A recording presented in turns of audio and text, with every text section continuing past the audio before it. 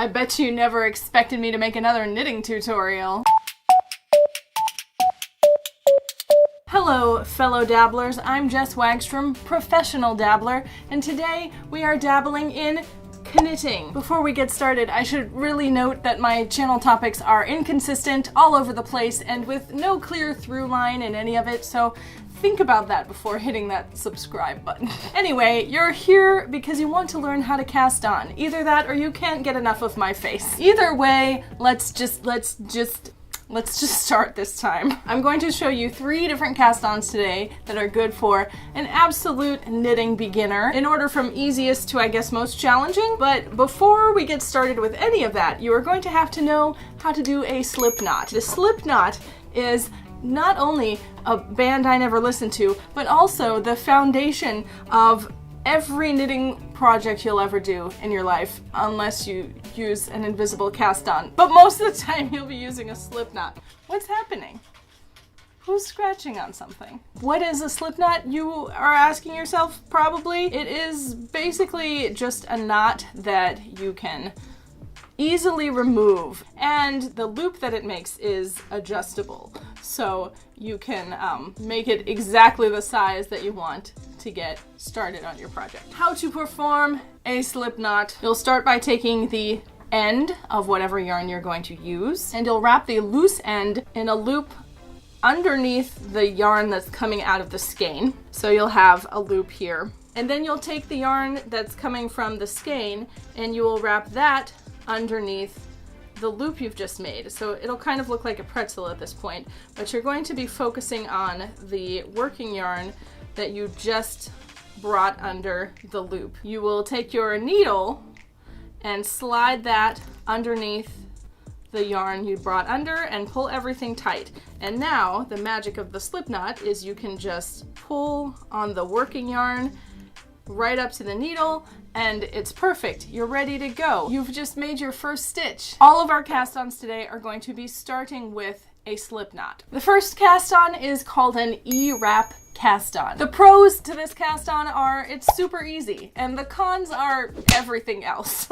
Not really. It has its uses, but it's a challenge to knit into. It's really easy to screw up the tension, and until you get comfortable with it, it can make a pretty sloppy edge. And its stretchiness factor is off the charts. But it is the easiest cast-on to perform, and that is why I am teaching it to you today. For the sake of casting on some stitches so you can practice knitting in a swatch, it's perfectly serviceable. If it's all you can handle today out of these 3 cast-ons, there's no shame in it. Just be aware what you're getting yourself into here. So how do you do the E-wrap cast-on? Well, you start with a slip knot. Let's do some terminology real quick. The end of the yarn that connects to the skein you are working from is called your working yarn, and the end that is hanging off loose from that is the tail. We're going to ignore the tail for now, and we're going to pick up our working yarn. You can do this with your thumb, but I'm going to show you what's going on in a larger macro scale that you can actually do if you want to cast on this way. If you grab your working yarn with your fingers facing away from you, and then twist it so that your fingers are now facing towards you, you will note that you have made a loop that is basically a cursive lowercase e, if you learned cursive. If you didn't, trust me, it's a cursive lowercase e. Now all you will do is drop that loop onto your needle, and then when you pull on that working yarn, it is going to, like the slip knot, tighten to the size that you need. So again, you can do this using your fingers, and it's a little bit easier, but what you can also do is, with your fingers facing you, grab the working yarn and kind of hold it in your finger pads. Grab your thumb, bring it behind the working yarn, and then swing your thumb up.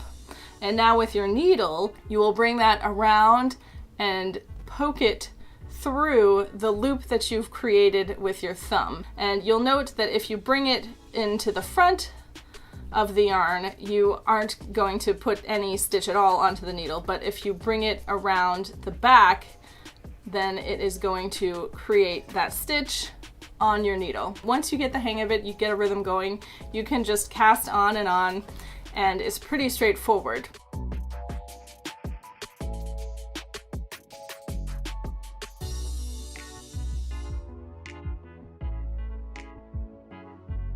But there are some things you will need to watch out for. It is super easy to make this cast on way too tight. You aren't actually making any structurally independent stitches. They're all connected to each other. So if you're pulling your work really tight, which is a common beginner thing to do, then you might find by the time you get to the end of the row, not only is it very difficult to work into the stitches because you've actually pulled them all very tight, but you might have this big long strand of essentially leftover yarn that you have created by pulling all of your stitches tightly. My tips for this cast on when you're first learning it is to not pull anything too taut as you're going. That includes your stitches as you're casting on. Don't butt them right up against the previous stitch. Give a little bit of wiggle room, and as you're knitting into them, you don't have to pull the stitches taut at the end.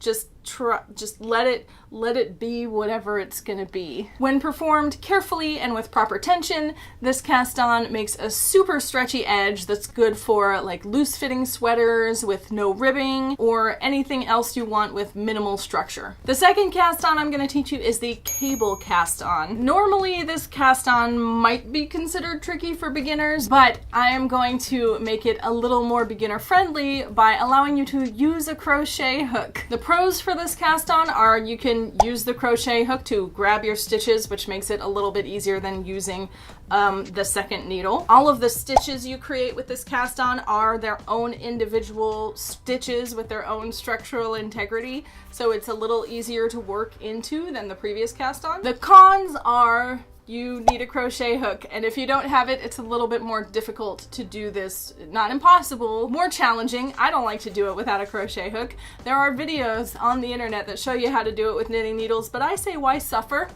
Why? The other semi-con to this cast on is its stretchiness factor is it's basically non-existent stretch. It won't give you a lot of wiggle room, so if you need your edge to be stretchy, then you probably don't want to use this. But again, if you're just casting on stitches so that you can practice your knitting swatches and you're still learning, it's perfectly fine. So how do you do it? Well, you start with a slip knot. Now, where in the previous cast on we were holding the needle in our right hand, this assumes that you're right hand dominant. I don't know how to teach these left-handed, I apologize. You will start holding the needle in your left hand. You will poke your crochet hook into the base of your slip knot, and you will grab some working yarn by wrapping it around the hook and pulling it through. And now you have another loop on your crochet hook, which, without turning at all, you will drop onto your needle. From here you have 2 stitches. From here on out, what you'll do is you will poke your crochet hook in between the stitches. So rather than actually knitting through a stitch, you're going to knit in between the stitches. And you will wrap the yarn, the working yarn, around the crochet hook and then pull it through. You are going to keep the face of the stitch that is on top, and that's this part that you're going to slide onto the needle. And you will tug gently on your working yarn, and now you have 3 stitches. And you'll continue on this way, poking it through in between the last 2 stitches you made, wrapping the yarn around the crochet hook, pulling it through, and putting your stitch on the needle. And when you tug it to tighten it up, again, I caution you not to tug super tightly. You want it to have some give so that, again, you can knit into it, but you'll just keep going like this until you have the amount of stitches you want on your needle.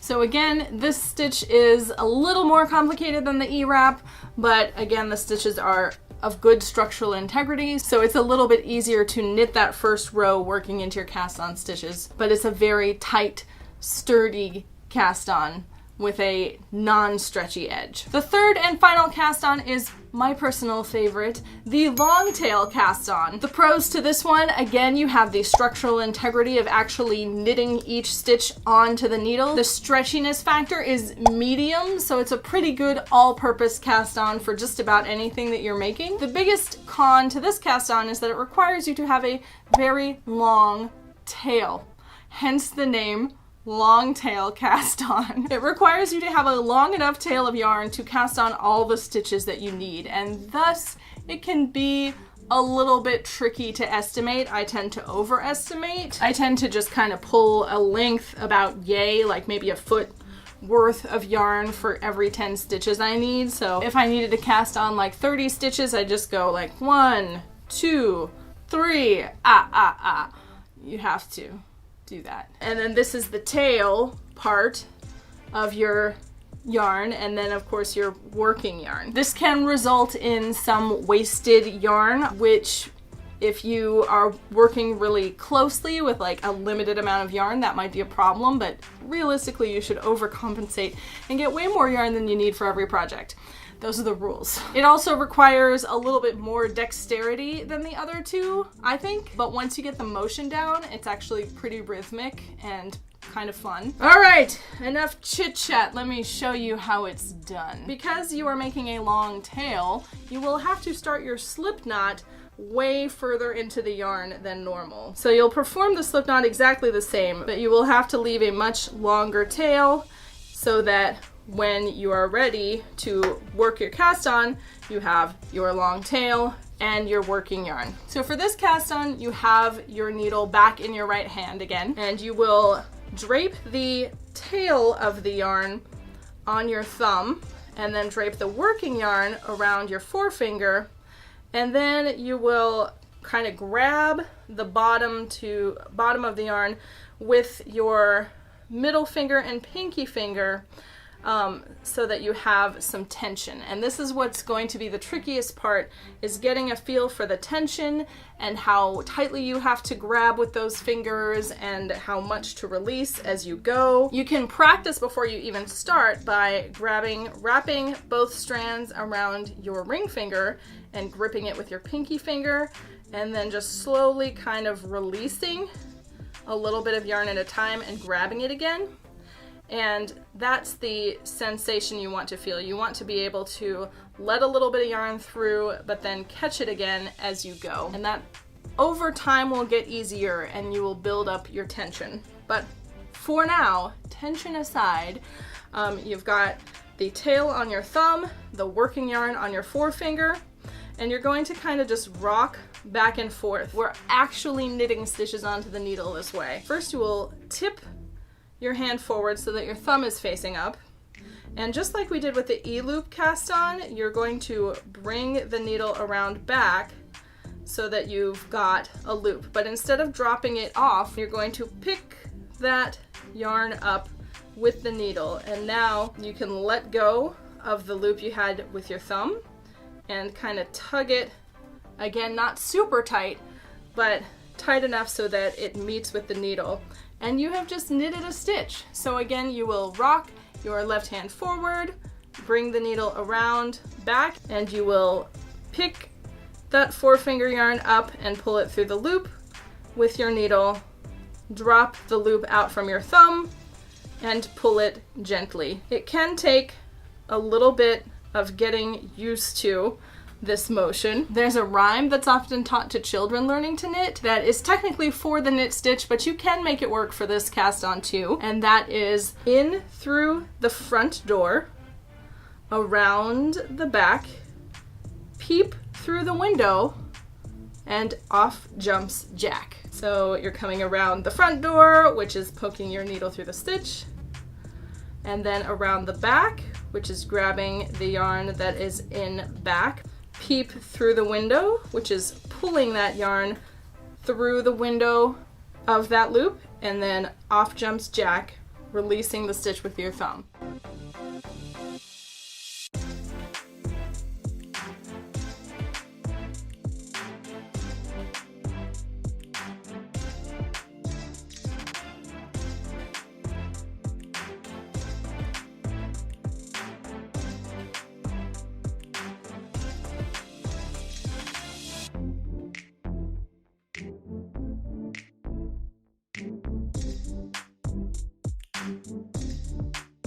Now once you get the hang of this, you can get a little rhythm going, and it goes pretty quickly, and it feels really fun and like you're kind of a superhero. But it does take a little getting used to, and that's why I added it last. But it's one of my favorites. And you're actually knitting an entire first row by doing it. So when you go back, if you want to work into the stitches after that and make a stockinette pattern, you will actually purl your first row. And if you knit into your first row, then you're going to create garter stitch, which is the lumpy pattern you get when you knit every single row. Plus this cast on creates a cute braided edge that just looks nice.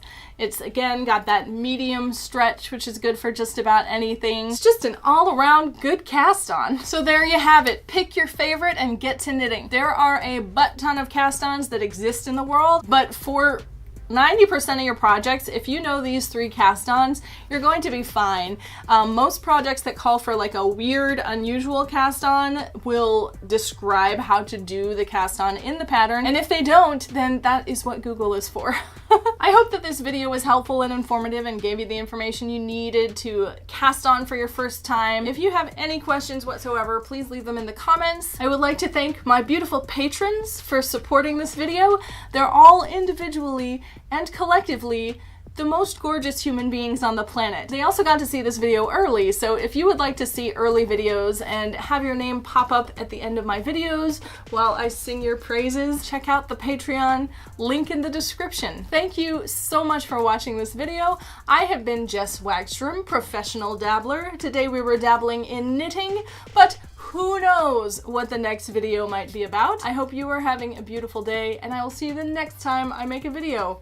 Goodbye! The pros to this cast on are, it's super easy. And will you stop it? Thanks. The pros to this cast on are, it's super easy. And the cons, baby girl, oh my god.